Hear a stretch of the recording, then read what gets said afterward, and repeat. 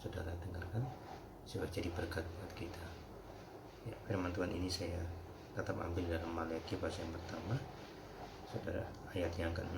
Seorang anak menghormati bapaknya dan seorang hamba menghormati tuannya. Jika aku ini bapa, di manakah hormat yang kepadaku itu?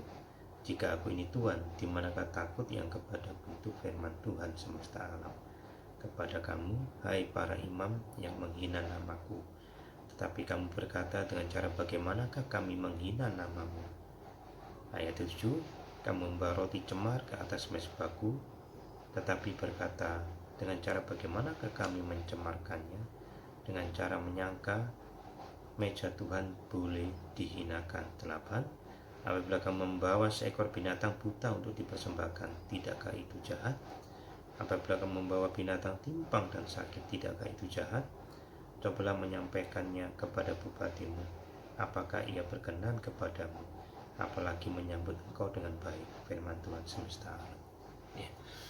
Bapak Ibu Saudara, ini yang kita bisa renungkan hari ini. Ya, bagaimana tentang hidup kita. Ya.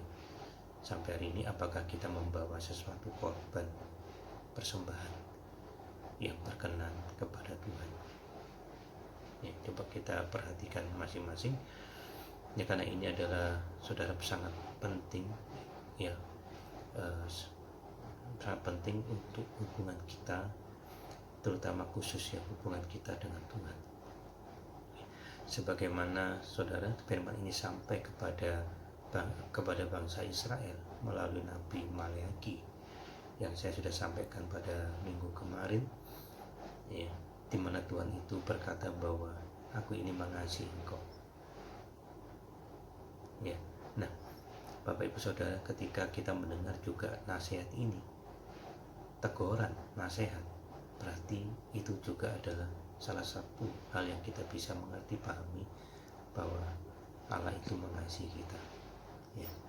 Nah, coba kita perhatikan apa yang kita bisa buat kepada Tuhan, Bapak Ibu Saudara, saya pribadi dan Bapak Ibu Saudara.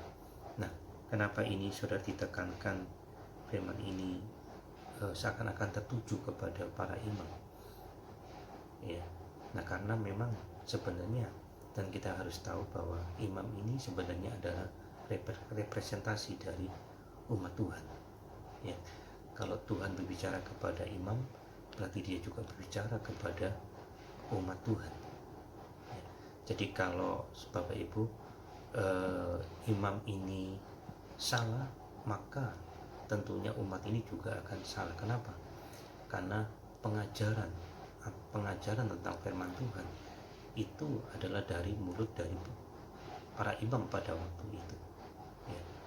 Nah, kalau para imam mengajarkan yang salah, tentunya ya umat Israel juga akan melakukan hal yang salah.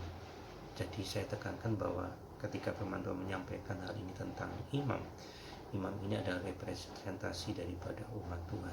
Berarti artinya bahwa firman ini juga adalah untuk umat Tuhan. Jadi tidak memandang siapa yang ada, dari imam sampai kepada umat Tuhan. Allah menuntut kita untuk melakukan atau memberikan, atau ketika kita memberikan sesuatu kepada Tuhan, ya, itu adalah persembahan yang memang harusnya berkenan kepada Tuhan. Nah, Bapak Ibu Saudara, kita akan koreksi bersama-sama malam ini. Kita renungkan ya perjalanan hidup kita, Bapak Ibu. Ya, apakah kita sampai hari ini tetap masih mempersembahkan persembahan kepada Tuhan berkenan?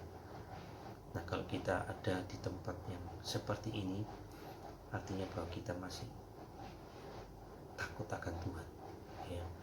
Tetapi ketika kita sudah mulai, saudara, berjalan tidak sesuai dengan apa yang Tuhan firmankan, berarti kita sudah melanggar firman Tuhan. Nah, seperti yang dikatakan oleh ayat ini. Tapi ingat Bapak Ibu, bukan berarti ketika kita melakukan kesalahan dan firman Tuhan memberi nasihat kepada kita, kemudian itu harus membuat kita menjadi hancur. Tidak. Perhatikan ya, justru itu akan membuat sudah menunjukkan bahwa Tuhan itu mengasihi kita. Ya, ingat ya, digarisbawahi bahwa Tuhan itu mengasihi kita ketika Tuhan itu banyak memberi nasihat nasihat atau menegur setiap kita, karena kita ini adalah anak-anak Allah, ya, dimana di latar belakangi bahwa Dia itu mengasihi kita, ya. Nah, saya kira ini renungan Bapak Ibu Saudara, renung introspeksi bersama-sama saya, saudara-saudara, sampai hari ini, ya, apakah apa yang saya persembahkan kepada Tuhan, baik saya melayani atau kehidupan saya sehari-hari, ya, kehidupan Bapak Ibu sehari-hari, atau pelayanan Bapak Ibu sehari-hari, ya, apa yang ada dalam hidup kita memang betul-betul menghargai Tuhan, ya, atau kita hanya cuma sekedar aja, ya, yang penting aku bisa melayani, begitu aja. Nah, saya berharap ketika firman ini disampaikan, renungan ini disampaikan, bisa mengubah hidup kita supaya kita tetap menjadi orang-orang yang dikasihi Tuhan sampai selama-lamanya. Amin. Tuhan berkati kita, ya.